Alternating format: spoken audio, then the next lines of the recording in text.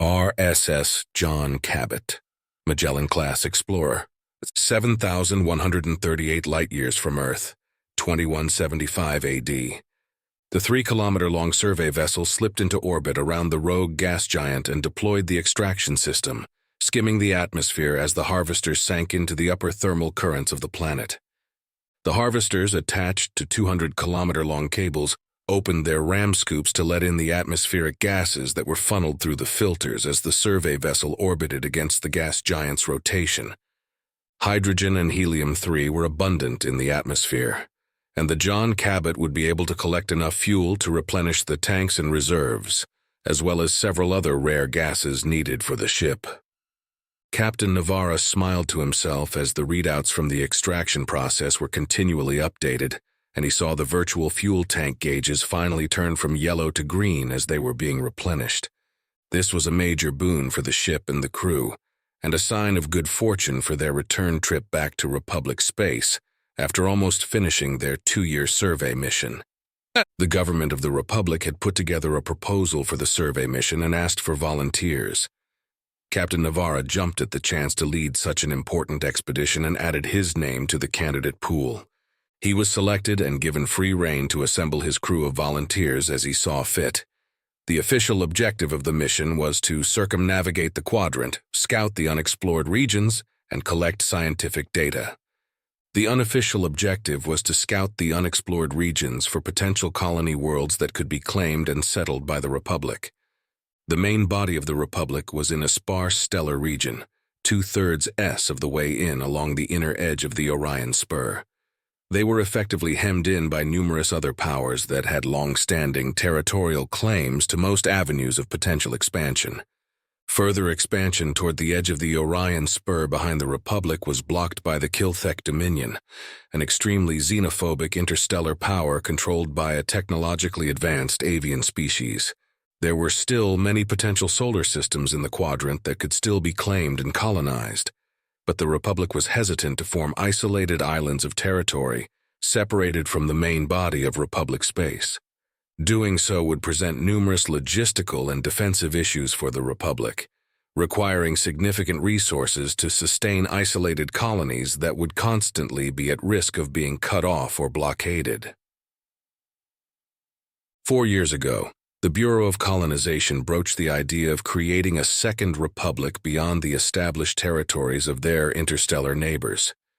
This new territory would govern itself as a mirror entity to the First Republic, and humanity would be able to open a new frontier of expansion without restriction. The government commissioned a shipbuilder to construct a long-range, self-sustaining exploration ship capable of operating for a period of 5 years before having to return to the Republic for refit and upgrades. They designed the Magellan-class explorer and built a prototype in 6 months. After conducting extensive shakedown cruises, any issues with the prototype and the new highly advanced proof-of-concept technologies installed were resolved. A second keel was laid, and 5 months later, the John Cabot left the shipyard in Luna orbit and embarked on a series of shakedown cruises as she navigated all around Republic space.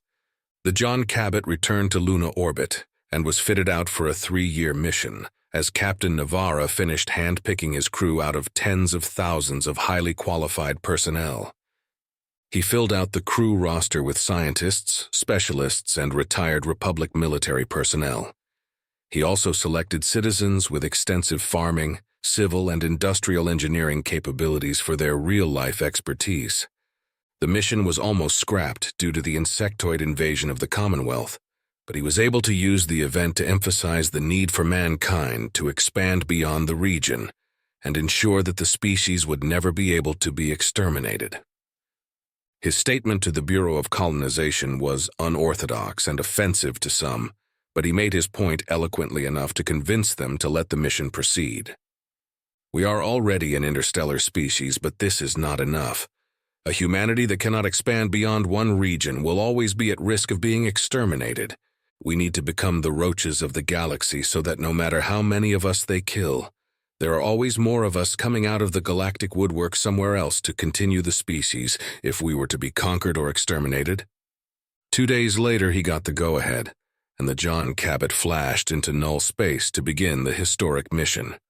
Bypassing the periphery border regions of Commonwealth space, they continued towards the unexplored regions. One of the first missions they had was to chart the known boundaries of insectoid space, and it was a rough beginning to their survey mission. The Republic needed to know the true size of the insectoid empire in case of open conflict with them. They had very little information about them, as they were on the other side of Commonwealth space, and they never had direct contact.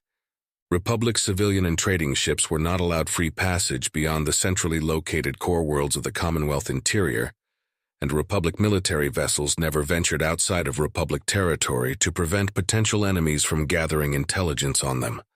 The Commonwealth government refused to share any information about them, and the Republic was forced to make assumptions based on hearsay and rumors. Republic agents also paid large sums of credits to procure questionable astrometric charts from smugglers and other unsavory characters brave or desperate enough to operate along the border regions between the Commonwealth and insectoid space. For 4 months, the John Cabot played a cat-and-mouse game with insectoid patrol ships as they charted a path around the Empire to map out the actual extent of their border. The John Cabot had the latest stealth technology installed, and Captain Navarro was grateful the new tech worked as they repeatedly found themselves being hunted by insectoid patrol ships. They were forced to evade numerous interdictions by patrolling ships as they probed the known borders of the insectoid empire according to the charts they had procured, quickly finding out that they were either severely out of date or just made up.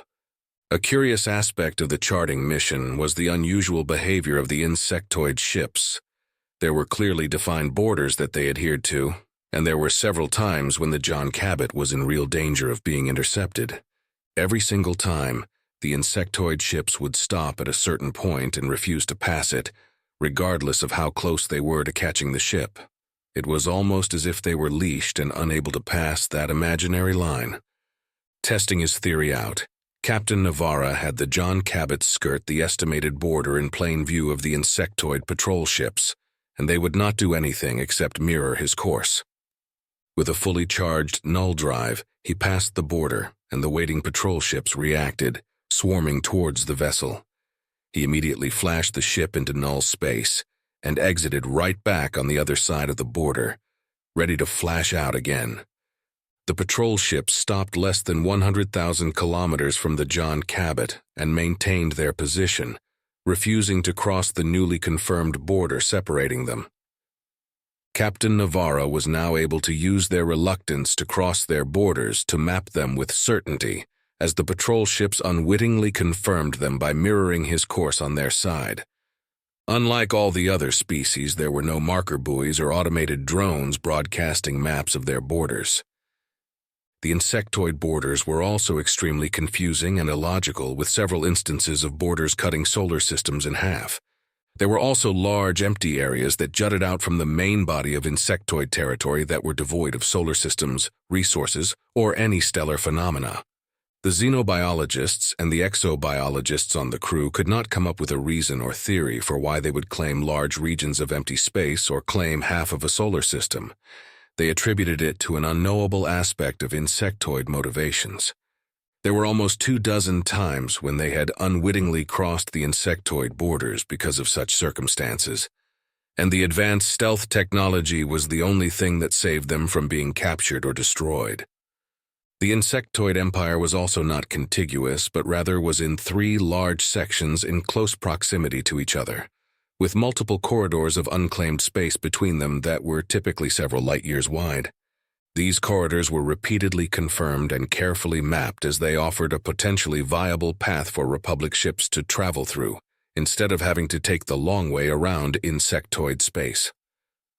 The Commonwealth was almost 4 times the size of Republic space, and the John Cabot was able to determine that the insectoid empire was almost double the size of the Commonwealth. After 4 months, the John Cabot finally stopped torturing the patrol ships and flashed back into null space, continuing their journey after sending multiple spy drones back to the Republic with the now confirmed borders of the insectoid empire.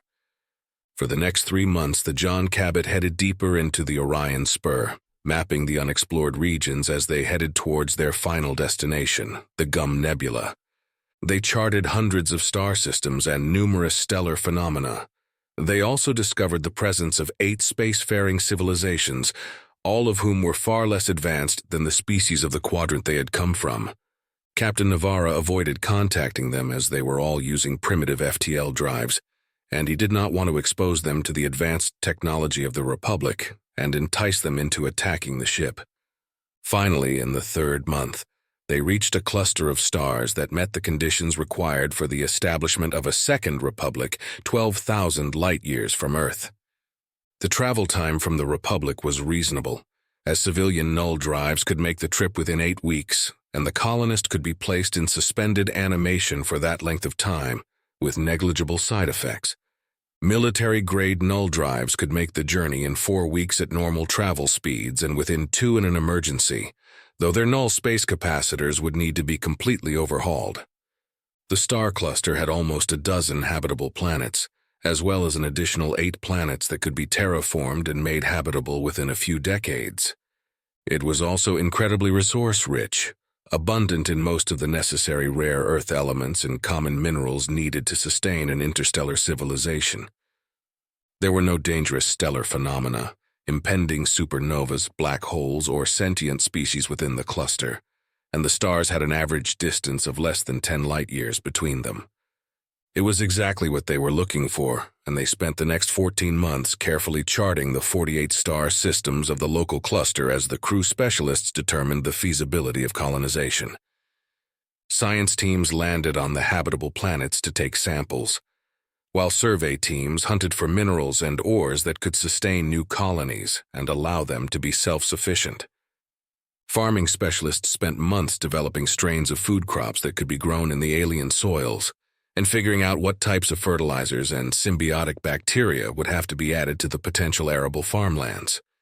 The civil and industrial engineers worked together to select the initial landing sites based on local resources, geographic conditions, and water availability.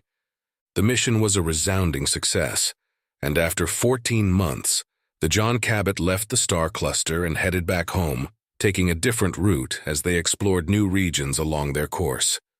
The science officer had discovered the rogue gas giant on her scanners, and after confirming the presence of the fuel and gases they needed, Captain Navarra had the ship change course and intercept the unique interstellar traveler.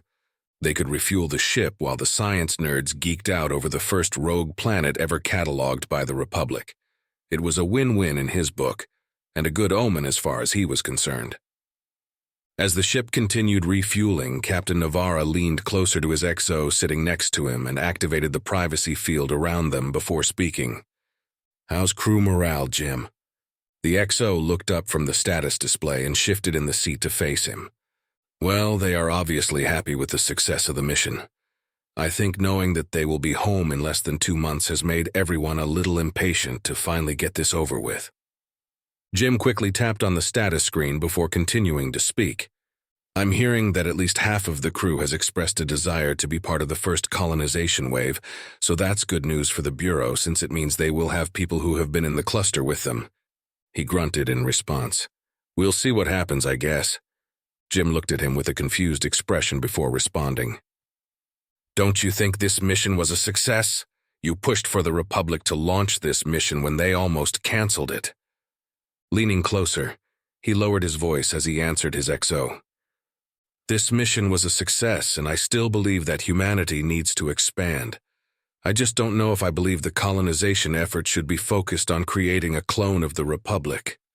Jim looked around quickly at his words, verifying that the privacy screen was up and operating correctly, before leaning in closer and lowering his voice conspiratorially. "What do you mean, Tony? How else would the colonization efforts be set up if not made into another republic? Isn't that the whole point? Citizens would have the benefit of operating under the same conditions they are leaving, which would make the transition smoother." He sighed tiredly before looking Jim in the eyes as he responded. "Jim, I am loyal to the Republic, and I have given 17 years of my life to the Navy. I just feel like it would be a mistake to create the exact same system of government 12,000 light-years away. The Republic government was created after World War III, and it was exactly what was needed to get humanity back on its feet. He paused as he formulated his thoughts before continuing to speak. That was over 100 years ago, Jim. I think it's time for humanity to change a little bit and to have the freedom to figure out other forms of governance if they choose to do so. Colonists should be allowed to discover other ways of living and thinking without being forced to emulate the Republic. Jim's facial expression became thoughtful as he ruminated on what the captain said. After a few moments, he spoke again. Do you feel like the Republic government has outlived its usefulness, Tony? I don't know if it has outlived its usefulness, he responded. I do know that there have not been any major modifications to the Constitution, nor has there been any real change in our society since it was formed. We have become stagnant, Jim. Think of the basis that the Republic was built on, specifically the old nations of the Western world. They were constantly changing and adapting to the needs of their people as the world changed around them. Their ideas, cultural values, and societies changed, and the governments changed with them as their citizens added amendments to their original founding documents. Jim responded quickly. That's true, Tony, but they also kind of screwed themselves up with some of those changes. They forgot what their ancestors intended, and they became weak and impotent, which led to the worst war in human history. Yes, that is true, Jim, he responded. Look at us now, though. We have become a militarized society, and now we are embroiled in an interstellar conflict because we have decided that it is our responsibility to become the protectors of the quadrant. We barely had 6 decades to recover from the war before we became aware of the existence of alien species. And how did we respond? We turned the Republic into a goddamn fortress and built over 10,000 warships. He stopped talking, looking down at the photo of his ex-wife and his twin 11-year-old daughters that was taped to the console next to his chair before continuing. It seems as if we have forgotten what it means to be a normal society. And I'm tired of seeing our kids deprive themselves of a real childhood because they want to grow up as fast as they can to join the military, just like their parents. He trailed off, not caring to hide the bitterness he was feeling as he continued to look at the photo. He wasn't there when they were born, and he missed 7 of the 11 birthdays they had. His ex-wife divorced him 3 years ago, not willing to continue to share a bed with a husband who was never in it, or pretend to be a family with an absentee father. She had done her 6 years of service after high school and wanted him to retire, but the Navy was all he knew ever since he got a special dispensation to enter the Naval Academy at 16 years old. He kept promising her that he would retire next year, and he never did. He had been made captain, and he had a very promising career ahead of him, well known to Fleet Command as one of the rising stars of the fleet. He thought the major increase in pay and benefits would make things easier for them, but it didn't. The last straw for her was when they were supposed to go away for the twins' 8th birthday. He had purchased an all-exclusive pass for all of them to go on a 2-week tour of the moons of Epsilon Eridani B. The girls had been ecstatic about the trip, and even Evelyn seemed to warm up to him again. Their relationship got much better in the weeks leading up to the trip, and he felt like things were almost back to normal between them. He put in for 3 weeks of leave, and it was granted. His replacement would arrive to relieve him 5 days before the trip, and he would arrive back home 2 days before they were supposed to leave. 6 days before he was supposed to return home for the trip, his ship and 10 others were diverted to the border to deal with multiple incursions by the Kilthek Navy. The Republic and the Kilthek Dominion were in the early stages of an interstellar Cold War as the Dominion considered the Republic an obstacle to their further expansion. Thinking it was the usual chest-thumping exercises that the Kilthek Navy periodically engaged in to hone their forces, he assumed that he would still be able to return home in time for the trip when the Kilthek ships finally left, like they always did when the Republic Navy responded. This time, however, the Kilthek squadrons refused to leave Republic space, and his ship was forced to stay on station to prevent them from penetrating deeper into the Republic as more ships from both sides came. It almost turned into a shooting conflict before the Kilthek and Republic governments were able to defuse the situation, and the Kilthek squadrons finally withdrew. What they really wanted was a corridor for their trading vessels to be able to navigate through Republic space so they could open trade routes with other species to stimulate their stagnant economy. It never occurred to the bellicose Kilthek to just ask, and they had expected to have to go to war with the Republic to get the concessions they wanted. The Republic graciously granted them 2 corridors on the condition that embassies be opened in their capitals to prevent any further misunderstandings, which they readily agreed to. His replacement arrived after the situation was resolved, and he almost burned out the shuttle's null drive trying to make it home as fast as possible. The incursion was being kept under wraps, and he was not able to explain what happened to Evelyn over the communication channels. He returned to Earth 3 days later than he was supposed to, and sent repeated messages as he rushed through port processing, submitted his reports, and then hurried home. He knew he was in the doghouse when Evelyn still didn't respond, but she would understand after finding out about the incursions when he was finally able to tell her what happened in person. He came home to an empty house, and Evelyn and the twins were gone, as were all their clothes and personal effects. On the kitchen counter was a note addressed to him, next to a thick sheaf of documents. "Anthony, the girls and I are staying at my parents' house for now. This was the last time I would allow the girls to have their hearts broken by you because of your job. I don't care what it was this time, I am done with it all. Look over the papers I left on the counter and sign them. I have already added my signatures. Please make this as painless as possible for the girls, and just sign them. The lawyers can work everything else out. Evelyn."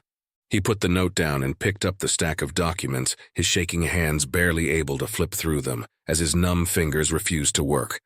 They were divorce papers, and Evelyn had added her signature to every single one. He spent the rest of the day trying to video call her and the kids, as well as his in-laws. Nobody answered, and he sat in his chair in the living room all night long, blankly staring at a wall as the silence of the empty house taunted him. The next morning the doorbell rang, and he sprang out of his chair and opened it, hoping it was Evelyn coming to work things out. It was his father-in-law, Javier, and the look on her father's face made him break down as he realized that it was truly over. Javier made it worse by hugging him and gently leading him back to the living room to sit him down. After returning from the kitchen with a glass of water and making him drink it, Javier commiserated with him as he tried to think of a way to fix things. Javier had served in the Republic Navy for 20 years before retiring, and he knew firsthand what his son-in-law was going through, having been divorced by 2 ex-wives himself before marrying Evelyn's mom. Pulling his chair closer, Javier took a deep breath before speaking. "I'm sorry, son. I know what you're going through, and I can't help but think that Evie's experience with me being gone all the time has colored her expectations for your marriage. I warned her, but she loved you and thought she would be able to convince you to retire early. Thank you, Dad. I appreciate you being here for me, and the truth is, I am afraid of becoming a civilian. The Navy is all I know, and if I wasn't such a selfish coward, I would still have my family," he replied as he tried to stem another wave of sobbing. Javier stayed with him for a few hours as he came to terms with the loss of his family. Before Javier left, he got up and walked over to the kitchen counter and signed every single piece of paper before handing the documents to Javier with trembling hands. After a long hug, his father-in-law left, taking the divorce papers with him. He was once again alone in a house that no longer felt like home to him. He packed a large duffel bag with what little personal effects he had and left the house. He went to the nearby base and started the process of securing himself living quarters, ignoring the understanding look of the bachelor officer quarters liaison who was processing his request. The liaison had seen this happen dozens, if not hundreds of times, and had perfected the appropriate facial expression meant to convey a blend of sympathy and optimism as he hummed and periodically tisked to himself as his fingers deftly played across the hollow keyboard. He had never seen a more punchable face than the one the liaison had, and he was proud of his self-restraint as the guy repeatedly told him about how nice the quarters his rank qualified him for were, as well as how wonderful the base recreational facilities and food were. After 3 hours, he finally entered his new quarters and sat down at the computer terminal. He sent a message to Evelyn telling her that the house was hers and that he was now living on the base. He emptied out his half-full duffel bag and put away what few belongings he had before heading to the nearest officers' club to get shit-faced. For the duration of his leave, he went there every day at exactly 0900, after working out and started drinking, ignoring the looks of his fellow officers as their expressions turned from initial sympathy to outright disgust at his pathetic behavior as he binge-drank for exactly 8 hours every day. He stopped going there 5 days before he was supposed to return to his ship and sobered up in preparation for resuming his duties. He returned to his ship and fell back into his old routine as he tried to bury his pain. He corresponded regularly with Evelyn, their relationship becoming more cordial as time went on. She had sold the house and moved to a nearby town so that he could easily see the twins while he was home, and he had weekly video calls with them whenever possible. A year later, he heard about the survey mission and spoke to Evelyn about it, who was surprisingly supportive of his desire to volunteer and lead the mission if he was selected. "The girls are older now, Anthony. They have gotten used to our new reality, and I would talk to them about it, but I understand why you would want to do this." A few weeks later, he returned home, and he spoke with Evelyn and the girls about it. The girls seemed both excited and sad, and Evelyn pulled him to the side after they had finally gone to bed, chatting excitedly about their dad finding new aliens to make friends with. "Anthony, you know that I still love you. I also know you better than anyone else, and I think you should take the mission. It does you no good to continue to patrol Republic space and go home to your empty quarters on base." She looked down at the floor, avoiding his eyes as she continued speaking. "I miss you, Anthony. I married the man, not the rank. Maybe after this mission you'll be ready to finally retire and leave the Navy. If you choose to do so, let me know." She quickly stepped forward and kissed him passionately. He was stunned at first, and then he instinctively tried to wrap his arms around her, his heart hammering in his chest at the sudden affection he so terribly missed. She pulled away from him before he could finish embracing her and walked into her bedroom, closing the door behind her. He stood there in her living room for almost 20 minutes as long-suppressed emotions screamed to be let out. He finally left the house, quietly closing the front door behind him and letting his autocar take him back to the base. He got to his quarters and sat on the edge of his bed, staring at a small, barely noticeable stain on the carpet for hours as he thought of what happened and what Evelyn had implied. He knew retiring the very next day, as he wanted to, would not work. Evelyn would feel guilty about it, and she knew he would secretly resent it. He had to retire on his own terms when he really had enough of it all. He finally undressed and laid down on his bed, reaching over to feel the empty space next to him. Before he drifted off to sleep, he made up his mind. He would take the mission and retire when he returned. His dedication to the Republic had cost him his family, and he wanted them back. He snapped his attention back to the XO, realizing that he had drifted far away from the bridge as he got lost in his thoughts. "I'm sorry, Jim. I kind of got sidetracked. What did you say?" he asked, embarrassed by his momentary lapse of attention. "I said our reaction to first contact with the Commonwealth might seem to have been excessive, but it was also correct.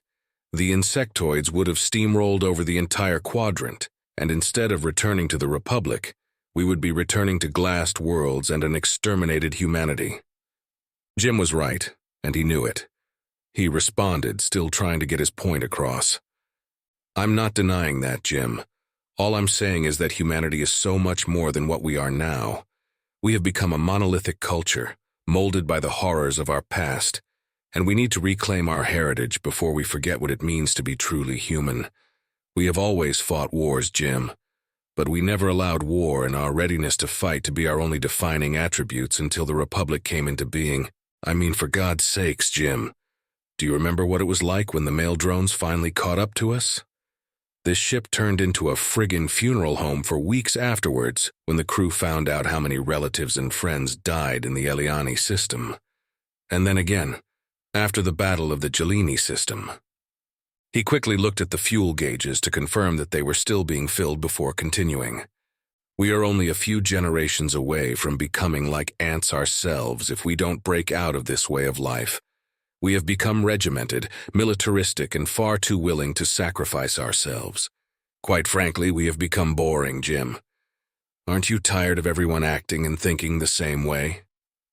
Jim leaned back, thinking about what he had said. I can see what you are saying, Tony. I do find it a little weird sometimes. When I go home on leave, it seems like everyone I know is either serving or a veteran. It does get a little boring. Jim responded as he started laughing, finding the admission to be a little ridiculous now that he had thought about it. That's exactly what I am saying, Jim. This is why I think creating a sister republic would be a mistake. We have other qualities besides our ability to fight and die well. Maybe if we learned how to be normal humans again, we would continue to be able to save not only our friends but ourselves. He felt his cheeks getting red from embarrassment as he bared his soul to his best friend. He was a man of few words, and he always kept a tight lid on his thoughts and emotions. Opening himself to Jim like this was hard for him. Sensing his thoughts, Jim punched him lightly in the arm and smirked. Look at you, Tony. Badass Captain Navarra is a smarty pants after all. I thought only greasy mouth breathers came out of Brooklyn. Jim said as he spoke in an overly exaggerated Brooklyn accent, poking fun at the captain's hometown. He rolled his eyes in exasperation at Jim's ridiculous accent before finally laughing. He felt a lot better after having been able to share his thoughts and worries about the future of humanity. Jim's face took on a contemplative expression before he asked a question. So how do we go about doing this, Tony? I'll back you up all the way if you want to try coming up with a plan of action for the colonization attempt. He took a deep breath and let it out slowly before answering. I have spent the last 10 months working on a proposal that I want to submit to the Bureau of Colonization. Maybe look at it and let me know what you think about it. We can go from there after you do that. I'd be more than happy to, Tony. Send it to me, and I'll go over it. Jim responded. Thanks, man. That would mean a lot to me. My pleasure. Should we get back to business, Captain? I'm sure by now the crew is dying to know what the hell we have been talking about behind the privacy field. Jim answered, raising an eyebrow as he held a finger poised over the icon to drop it. Yeah, let's finish fueling up and get the hell out of here, XO. Jim tapped on the icon, and the haze around them dissipated as the sounds of the bridge came back to life around them. The crew failed miserably at trying to act like they didn't care about the conversation, but he was an ensign once, too. He knew they would gossip like a bunch of fishwives as soon as their shift was over, trying to figure out what the captain and the XO were talking about. He tapped on the comm icon. Engineering, get ready to pull the harvesters back up as soon as Captain, null space emergence waves all around us, the sensor tech yelled out in panic, interrupting him. The bridge AI took over the ship, dimming the bridge lights and then turning them red as it activated the engines and started turning the 3-kilometer-long vessel as fast as possible. He winced as he heard the harvester cables being ripped out of the keel of the ship as the AI continued to accelerate at emergency speed away from the planet, alarms blaring as multiple hull breaches formed along the ventral hull. Snapping out of his momentary inaction, he yelled out for the bridge crew to get a hold of themselves as they continued to call out to each other in a confusing babble of panicked voices. Looking at the view screen, he quietly cursed to himself as 2 hive ships and over a dozen cruisers flashed out of null space all around the John Cabot as they tried to prevent the ship from escaping the orbit of the gas giant. Activate the null drive. Get us out of here, he yelled out as the insectoids started firing on the ship, causing it to buck under the onslaught as the bridge AI continued to try to get the ship out of the gravity well of the massive rogue planet. The bridge AI came over the intercom, its emotionless feminine voice penetrating through the clamor of the bridge as it addressed him. Captain Navarra, activating the null drive in the gravity well of the gas giant will damage or destroy the ship. Do you wish to proceed? I don't think we have a choice in the matter, Evie. Hit it! He yelled out as another barrage of particle beams slammed into the ship, ripping gouges out of the aft section as they continued to try to take out the engines and cripple the ship. Acknowledged, Captain Navarra. The ship needs to travel another 12,361 kilometers from the gas giant to increase the probability of surviving the transition. He felt himself slammed into his chair as the AI answered him and increased emergency acceleration to 120% of the rated maximum. A warning chime came over the bridge intercom for the crew to put on their void helmets. The XO called out, his strong voice piercing through all the noise. "Weps, fire everything we got at the nearest hive ship. Make those fuckers back off." Jim started putting his void helmet on as soon as he called out the order, and he followed suit, snatching it from the side of his seat as he fought to put it on against the massive G's pressing on his body. As soon as his helmet was on, the seat harness deployed and secured him against any sudden deceleration. The weapons officer targeted the nearest hive ship, and he heard the whining of the Bo-Quad particle beam turret as they fired deadly invisible beams at the massive insectoid ship trying to block their escape route. He smiled grimly as he saw the massive hull breach forming in the insectoid ship where all 4 beams hit. The Republic had installed all the latest technology on the ship, and their particle beams were as deadly as the ones on Republic battleships. "Keep firing, Weps. Don't let up on those bastards," the XO called out again as the bridge AI continued to steer the ship away from the planet. He felt the ship shuddering as dozens of anti-ship missiles were fired out of the ship towards the enemy all around them. The sounds of the secondary weapons systems added to the cacophony as the plasma and grape shot turrets rapidly spat death at the nearby vessels. There was another whine as the bow quads fired again, the 4 particle beams passing through the massive hull breach created by their first shot and penetrating deeply into the interior of the hive ship. He saw the distance indicator to flash out, dropping past 5,000 kilometers, and he willed the ship to move faster, as it seemed to barely crawl out of the gravity well. There was another massive volley of enemy hits on the ship, and the bridge suddenly lost power. The emergency power kicked on 2 seconds later, and all the bridge station panels started rebooting as he opened a comm channel to the chief engineer. "Chief, talk to me. How bad is it?" The chief engineer responded almost immediately, and he could hear the worry in the chief's voice. "Reactors 1 and 2 scrammed themselves to prevent overloads, and 3 of the 5 engines are gone. The main power transmission lines are cut, and I have crews running new lines now. Captain, we're in a bad way down here. If you are going to flash out, do it now. EV, flash out now," he yelled out to the bridge AI. The null space drive activated, and he knew something was seriously wrong as soon as they flashed into null space 2 seconds later. He woke up in the dark, disoriented and in incredible pain. He looked around, seeing nothing.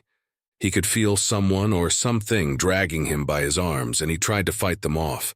His arms refused to work, and he could feel his heart slamming in his chest.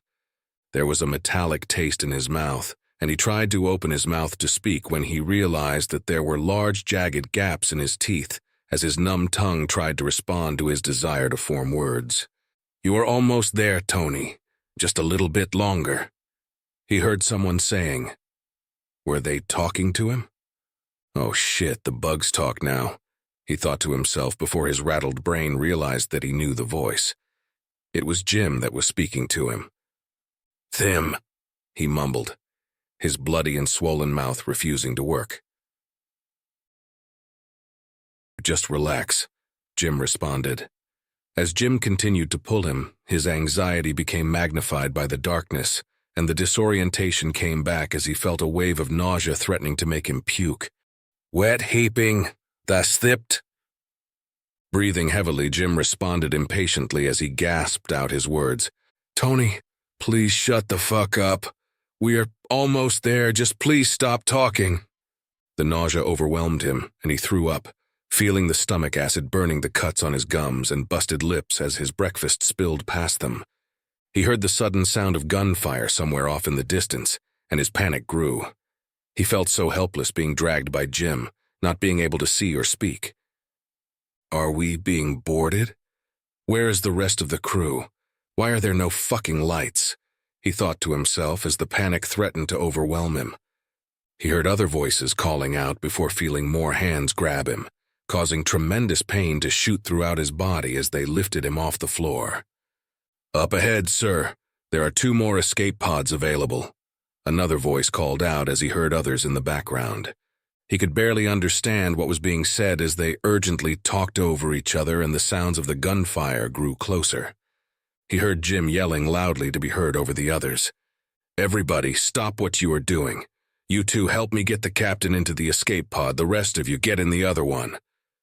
He suddenly felt fewer hands grabbing at him, and his weight shifted, hurting him even more. He cried out in pain as they jostled him through the narrow opening, banging his broken bones against the threshold as they shoved him in. He could feel something stab him in the neck, and a cooling sensation spread from the area, making the pain disappear as it traveled throughout his body. An object was inserted into his mouth, and he instinctively recoiled from the unexpected violation before he felt the telltale tingle of medical nanobots trying to heal his mouth as they were injected inside of it in a sweet glucose serum. He felt brightness forming around one eye as his vision started returning to it, blurry at first before sharpening enough to allow him to see. He reached up to touch the still dark other eye before someone unceremoniously swatted his hand away. "Don't touch it, Captain. You ain't seeing out of that mess anytime soon." A gruff voice admonished him, pushing his hands back down to his chest before gently patting them. It was one of the second-shift bridge crew members who spoke. He knew the voice, but he couldn't remember his name right now. Lifting his head, he looked out of his good eye and saw that the pod door was shut. Through the large, transparent aluminum window, he could see Jim standing there, looking like complete crap with his hair a mess and blood on his face. Jim smiled at him when he saw that he could finally see him, and he pressed the intercom button on the side of the hatch. He could feel his tongue again, and he slurred as he spoke, sounding like a drunk. "Jim, the ship, the crew." Jim shook his head, his eyes welling up with tears. "I'm sorry, Captain. More than half of the crew is dead already. It was a bad flash. The ship is practically derelict, and the insectoids quickly found us and are now boarding us."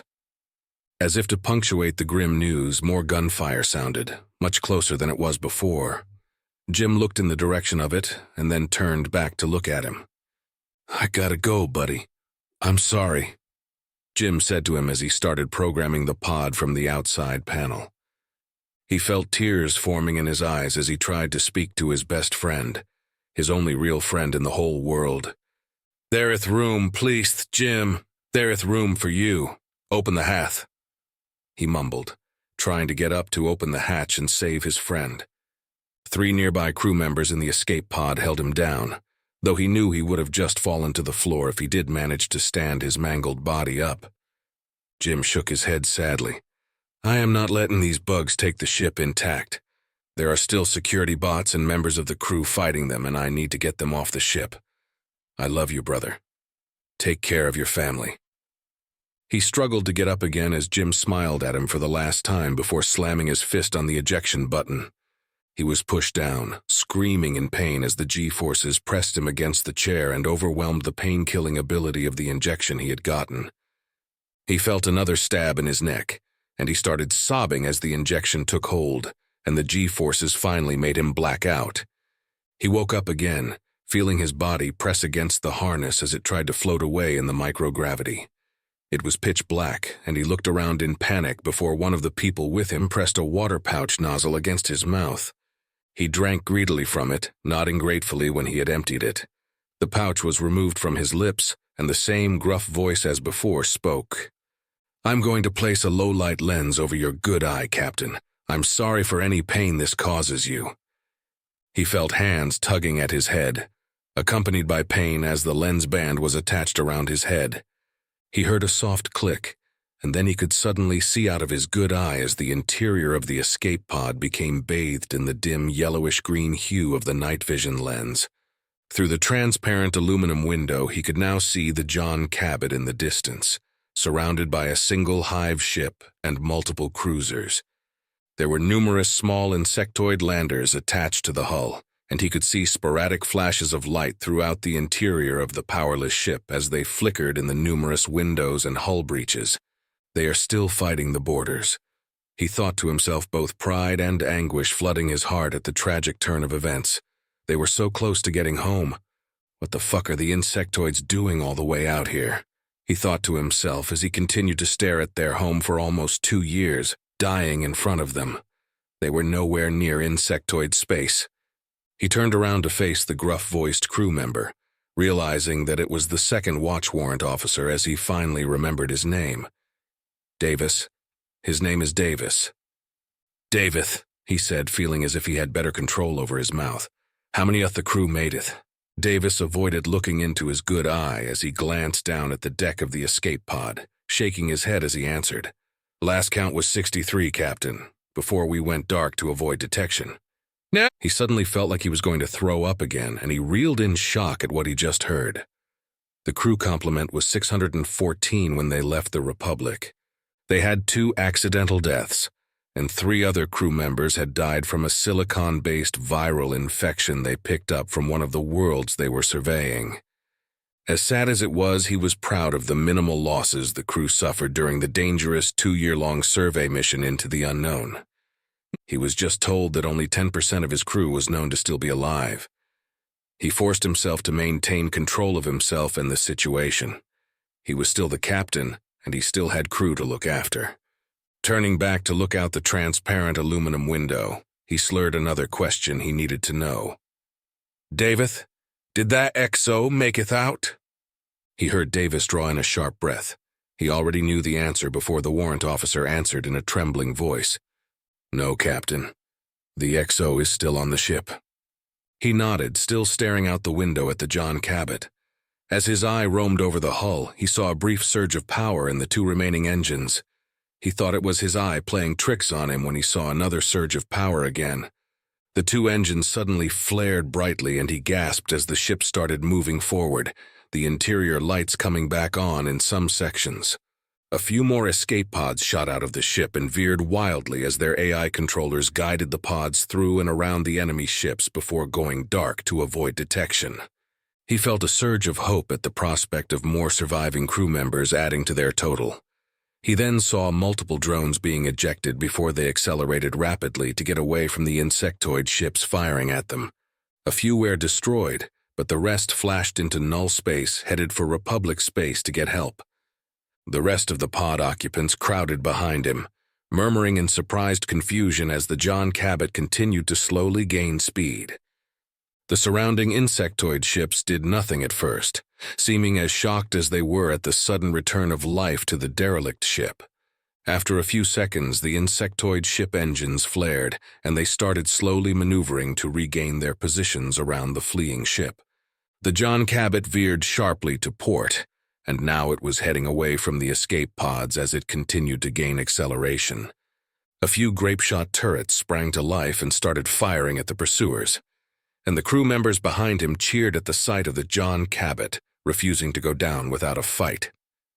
The pursuing cruisers returned fire, targeting the few operational weapons first.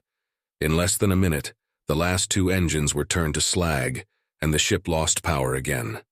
The ship continued to drift on its last heading and speed, and now it was getting difficult to see the narrow rear of the powerless vessel in the distance.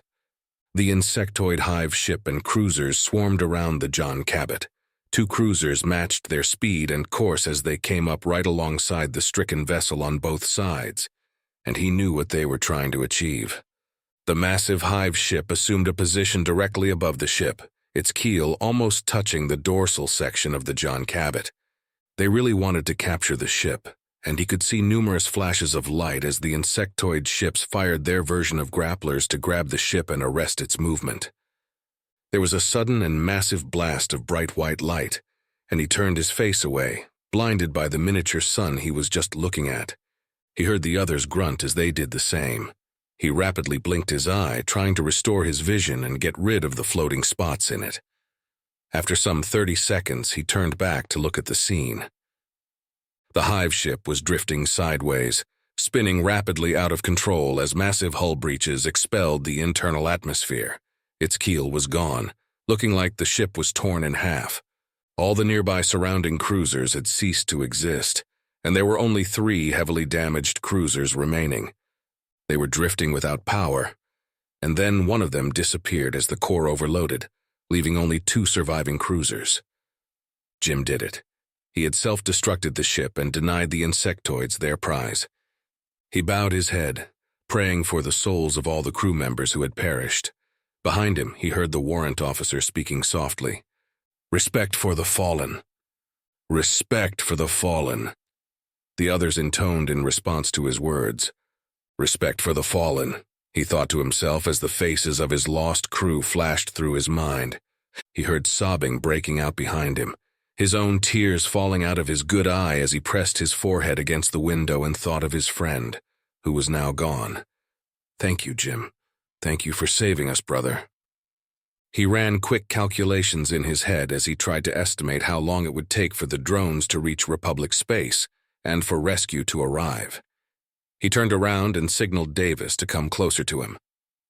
Davis, how far did we travel before dropping out of null space? He whispered. Davis lowered his gruff voice before answering. Just over 100 light-years closer to Republic space, Captain. He added that number to his calculations and decided.